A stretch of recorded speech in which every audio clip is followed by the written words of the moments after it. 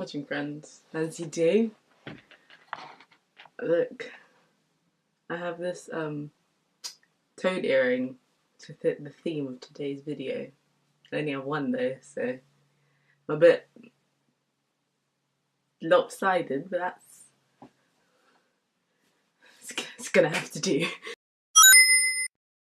Hello, back in my room again. Due to unforeseen circumstances, I found myself back here.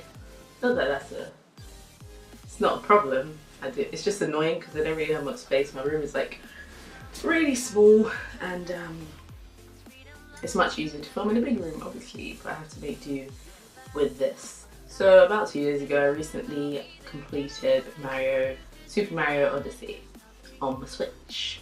My Switch has become like my new favourite system as of late. I don't know why, that's all I play nowadays. So I thought I'd do like a quick snappy little review of Mario Odyssey because it's honestly one of the best Mario games I've ever played. I've played my fair share. Obviously Mario Kart is up there. Played Mario 64, Super Mario Brothers on the Game Boy Advance or Game Boy XP, SP, well I said XP. What does SP stand for?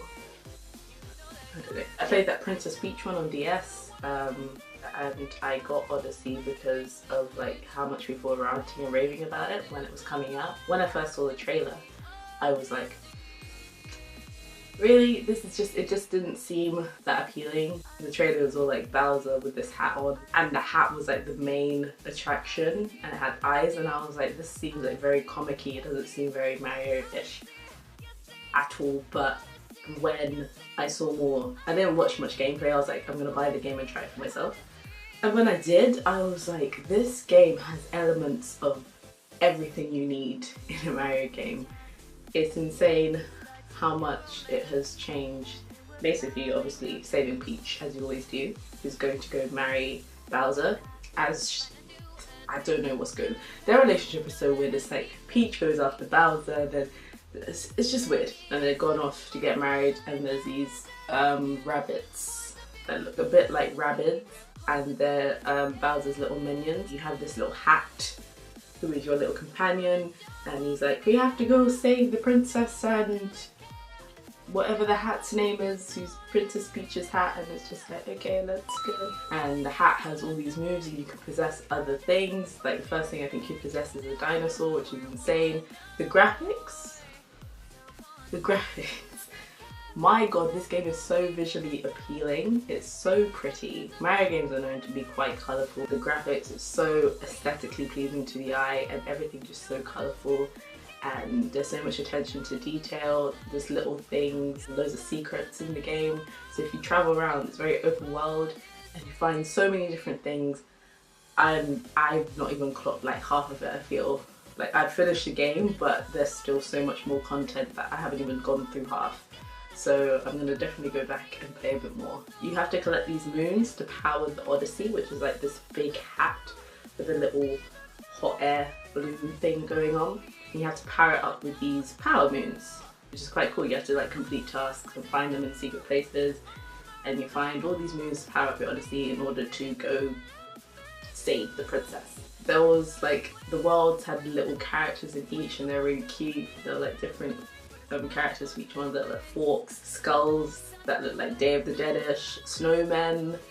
They were just really cute characters to me and I really liked them. The boss battles were quite typical as well, so you have to hit them 3 times as you usually do, which is common in Mario games. They were really intricate as well, I feel. Like the boss battles were different. Usually you just jump on the head of the enemy and you avoid whatever they're throwing at you. But with this they added like other elements that you had to use a hat to hit certain parts, then you're able to jump. I thought that was really cool. What was I gonna say? I should have really written a script for this. I was just like, let me just talk about Mario and how much I liked it, but it's still kind of fresh in my mind. It was just a very fun-loving game. I played it for hours. You can play with someone else and one of you can be the hat and one of you controls Mario, and that's quite fun. Makes the game a bit easier. It's just basically hours of fun. I can't even say anything else. There is no way I can fault the game. There's nothing I didn't like. Like usually I can find like one thing I can nitpick at, but there's nothing that you were challenged, but it also wasn't too hard at the same time. With typical Mario levels, you don't really get a level of difficulty. There is a chance where you can have an assist mode on and you can just kind of help yourself out and give yourself more lives. And there's many collectibles. It's really, I can't fault it. It's literally a 10 out of 10 for me. Like, I can understand why it was given a 10 out of 10. The game is perfect, basically. There's nothing I can fault it on. There's nothing I didn't enjoy. There's nothing that they really missed out. They made Mario better than he was. Of course, it had old school elements as well, like you go into these pipes and you go back to being the first generation Mario and do little mini levels of that. There's just so much, and I'm still yet to discover everything else that the game has. So yeah, 10 out of 10 for me. If you don't have a Switch, you should get one. You should. If you're a Mario fan at all, this game is like a must play for Mario fans. The Switch is like one of my favourite things. I didn't think I'd like it so much, but it's amazing and the game is amazing. You can play it. It's better to play it with the Joy-Cons. When you're playing it handheld, you can't do as many things as what you can do when you're playing it with the 2 Joy-Cons in your hand. You have more options with the hat in order to like swing. You can like swing it around yourself like a little Beyblade. It's really cool, and like kill all these enemies at once.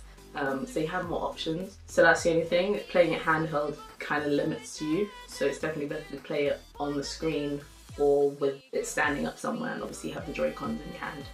But yeah, that's the only bad thing I would say. I really enjoyed the game. I would play it again. I wish I could play it from the beginning. Some people got emotional over the end. I can see why. It was just such a good game. Like, it's one of my favourites already. Yeah. So that was very rushed. I said a lot of things. I'll probably do more little reviews as I finish games. But yeah, get a Switch. Or if you don't get a Switch or Odyssey, get it for Smash because it's coming out. Good job, Nintendo. That's about it. I hope that you enjoyed this video. If you did and you want to see more types of video like this, just me talking and chilling and talking about games and other reviews of stuff, then subscribe, give me a thumbs up, and I shall see you soon in my next video. Bye.